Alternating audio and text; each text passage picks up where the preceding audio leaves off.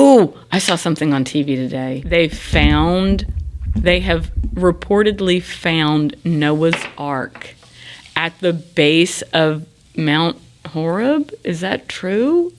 And now all these Christians do pilgrimages to that area. I thought it was in Pigeon Forge.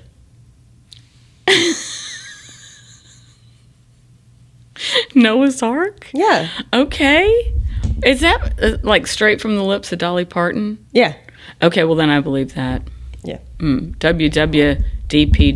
What would Dolly Parton do? Yeah. Back to my story. About Dolly Parton? No, you brought up Dolly Parton. No, about the Ark that is in Ark. The Ark in Pigeon Forge. Not the Arch. The Ark. I know, it's the Ark. So the Ark isn't in Pigeon Forge. That's like maybe a replica. Jen, you don't think that Noah's Ark ended up in Pigeon Forge? Please tell me you don't. Come on. Now I don't. Okay, well, Mythbuster. Just call me that. Okay. Mythbuster.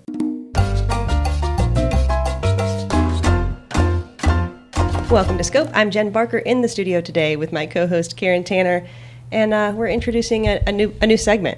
It's going to be a segment. Yeah, I love a segment. Yeah, a recurring segment because I think that we could apply this to a lot of different topics. It's a little game we call red flag, green flag, pink flag. Mm-hmm. Right. So we're going to talk today about potential red flags or green flags when it comes to boarding barns or training facilities. And these were taken from all kinds of sources, friends, TikTok, Facebook. So I'll say the potential red flag, and then we'll each hold up our either red flag, green flag, or pink flag. Pink flag being like proceed with caution. Not quite red. Yeah, not quite red. Yeah. I got it. Yeah. All right, so let's get into this. Let's do it. I'm ready. Number one rule that could be a red flag, green flag, or pink flag. Trainers pay the vet bills or the farrier bills and bill the owner. Hold on, I gotta find my flags. I'm shaking mine. I'm shaking mine too. That's a red flag for you, Karen? It's a red flag for me. I've been at several barns, and I've always paid the farrier and the vet directly. So I'm used to it, number one. And I'm guessing that the trainers where I've been at, they just really didn't want to mix that in, to their financial part. And so they left that up to me. Now, they organized everything, obviously. They organized the vet for me. They organized the farrier for me. They actually, for the farrier, the trainer actually let me know how much. Yeah. The farrier did not reach out to me with a bill. Now, for the vet typically would reach out to me with the bill. It would have itemized things on it, and it would also include some sort of a report from the vet. So that made sense to me. It just felt like it streamlined things a little bit. If I was trying to keep in my own budget, keep line items for how much I paid for vet, farrier, my bills in some sort of itemized way to keep up with that, it helped me a little bit. So if there was a trainer that just wanted me to pay them directly, obviously you want to trust your trainer. But especially in the beginning when you're just sort of developing a relationship, I think it leaves it up in the air. Like, what am I getting? I think what you're trying to say is it does leave the door open for maybe a trainer to tack on a surcharge or an additional charge and pocket some money. And I think that's a valid concern. Mm-hmm. I don't think that's happening a lot, but I understand why you would be concerned that could be the case. Personally, I see this as a pink flag. I understand why you would prefer to pay those bills directly for just the reason I said. But as a trainer, I have paid, especially farrier bills, on behalf of my clients because that farrier wanted to be paid at the time of services. And so I would pay on behalf of my clients. Again, this is for the farrier. I've never done this for the vet.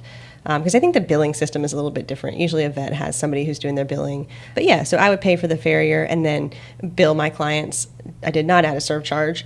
But yeah, I feel like this is not necessarily a red flag. And I do understand when farriers want that payment at the time of services, it can be difficult as the trainer. I might not have 10 horses that are getting their feet done, and I might not have the time, or I might just not think about reaching out to every single one of those clients the day or 2 days before or 3 days before in time for them to bring out a check. So I think it's just a matter of transparency. Sure. Maybe that's what I'm getting at. Yeah. I think transparency when it comes to billing for anything, Yeah. it eliminates any kind of questions that could crop up.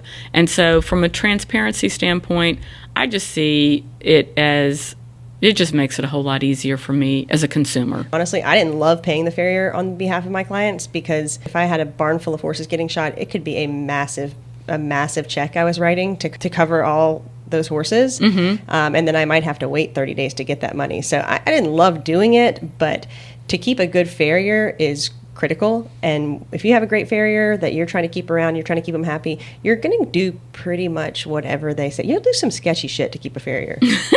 Well, that's good to know. Yeah. So we don't agree on that one. It's all right. No. It's all right. All right. Barn rule number 2, red flag, green flag, or pink flag. Owners not allowed to speak with vets, farriers, and grooms. I'm waving the pink flag. Red flag. That's a red flag for Karen. Yeah, red flag. I got a feeling I might just be using my red flag a lot. I just feel like, listen, if it's my horse, and then I need to feel comfortable reaching out to anybody that's dealing with my horse. Whether it's the farrier, whether it's the vet, whether it's the trainer. Now, I want to do that in a respectful way. I don't want to do that in an undermining kind of way. But I feel like I should have the right, and I want to be a part of my horse's care, understanding my horse. And I think that goes a long way, feeling like you can have that open line of communication with the people that are taking care of your horse. Sure.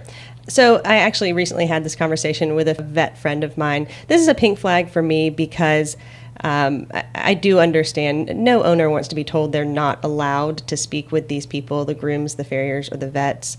So I don't like that choice of words. And in practice, I don't believe that. However, as the trainer, I need to get the information as well. So especially in the case of, say, a vet, the vet friend that I was talking to said that a lot of times in these situations, trainer's there for the vet exam and maybe the owner is at work, so then the vet's giving the trainer the information and then they're having to give the information again later to the owner. And it's time consuming when you multiply that by multiple appointments a day for your vet. My vet friend said that one of the best ways she felt like to handle these things was she would like to send a group text. Now, that's just her. Talk to your vet, but send a group text to the owner and the trainer, anybody else who needs to be involved in that conversation, so that the same information is being relayed. It does become a little bit of a game of telephone.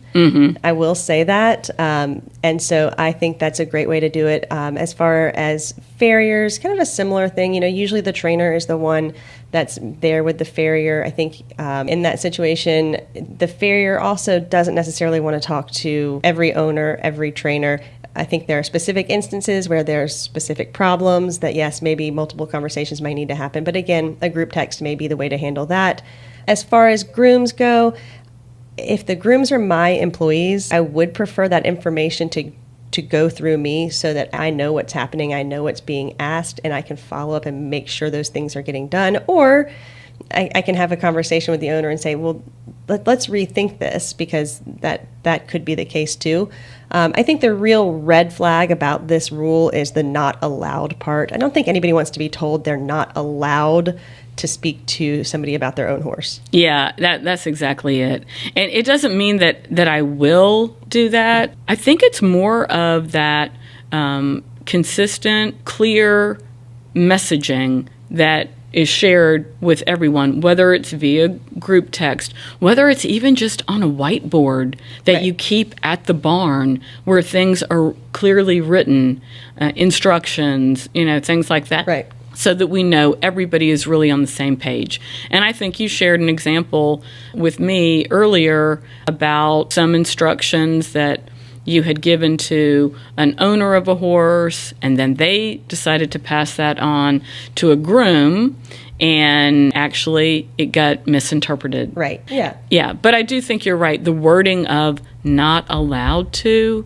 that's going to send a big red flag for me on most things, just because it feels like it's less than transparent. And I just think that that's not a good feeling. No, I agree. And I think that especially for these first two rules, the second rule especially, I think this is a cautionary point for trainers and barn owners. Semantics are important. Yeah. I mean, I think you understand the feeling behind some of the things I'm saying, even if you don't fully agree. But to say somebody's not allowed to do something just doesn't feel great. So just be careful how you word things and make sure there's some explanation.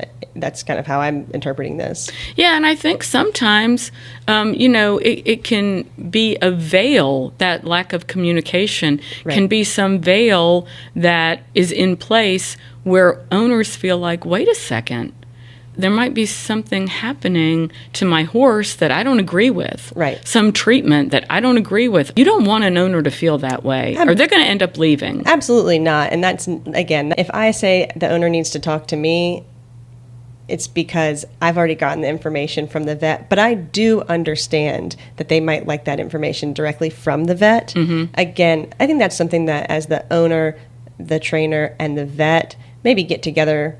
We always say it, get together on the front end and discuss how the communication should be handled. Rule number 3, barn hours and holiday closures. Red flag, green flag, pink flag. Well, I do believe, I'm going to say green flag, okay, with a caveat. Can I say that? Yeah. Green flag with a caveat? I'm the same way here, yeah. Green flag with a caveat. Yeah, I do believe that people that work at the barn, trainers that live on property, they are allowed some time off. Right. Okay, we can't expect people to be available 24/7, 365. It's unrealistic. We don't pay them like that. And so I think that there definitely has to be some healthy boundaries that are set up. I agree. And I think that barn hours, barn closures, holiday hours are perfectly acceptable, perfectly green flag within reason. I think if you say that your barn is closed every day at 3 o'clock, I mean, that's just not reasonable. Yeah. But I think holidays, especially major holidays, I think it's fine. I do understand that owners, like maybe they get Christmas presents that they want to come out and see their horse and try on. When the barn was at my house, I did try to accommodate those people, but just say, hey, could we come in this window of time so that I've had a moment to get all the chores done without people underfoot and it's not going to interfere with my own family time. I think that's perfectly reasonable. Some barns are closed on Mondays. Again, I know that's not convenient for every owner, but that's something that you're going to know on the front end. If that doesn't work for you, I think that you need to find a different barn. I don't think that a barn owner should be expected to just change the rules because you want to be there on Mondays and they're closed on Mondays. So again, barn hours, barn closures, holiday hours is a green flag to me, but there are some caveats. Yeah, like I realize as an owner, it's your horse. Yeah. And people feel like they should be able to see their horse anytime they want to. But unless you're living with your horse, that's just not going to happen. It's unrealistic. That's right. All right, rule number 4. Barn only goes to local shows. Red flag, green flag, pink flag. Barn only goes to local shows. I'm going to say green flag. Yeah, green flag. We were at a barn like that. Yeah, I don't know why that. I guess people think that a barn that only goes to local shows, maybe they are trying to get around some rules of rated shows. But I think that if your goals align with a barn that only goes to local shows, that's not a red flag to me. I don't assume that a barn that only goes to local shows is doing so because they are trying to break rules or trying to get around rules. Assume that they have found that that's their niche. Yeah, that they're staying in their lane. That's my opinion. They know what they do best, and they're doing that. Yeah, I was surprised that people thought that was a potential red flag because to me that's a green flag all the way. A barn that does that really, really works for a certain group. Financially, it works. And maybe and we talk about this from a pressurized standpoint. Sure. Maybe you're just looking for something different. You want it to really be focused on more fun, recreation, enjoyment. Maybe it's that the social group that is involved with the local shows that you really interested in being more a part of. So and maybe you can do more shows. Right, yeah. Because sometimes they're less expensive. Exactly. So I think as long as you know on the front end, that is what your barn, that's part of their mission. I think it's a definite green flag. Same here. All right. Number 5, barns that don't take problem horses. Red flag, green flag, pink flag. I'm going to say pink. I think it's the first time I used my pink flag. Green flag. Okay, green flag. Yeah. I think that if you have a horse that's having a specific issue or is, say, causing trouble, like if you have a horse that's maybe jumping out of pastures and a barn says, I'm not taking that horse, that's a green flag. They don't think they have the facility to handle that. They don't think that it's going to be safe for that horse. If your horse is a problem horse in that it is bucking riders off or having some issues under saddle and the barn says, no, that's not what we do, listen to them, right? Like that's a green flag. They know, again, they're staying in their lane and maybe they can point you in the direction of somebody who can help. But if they don't think they're the right place for that horse, believe them.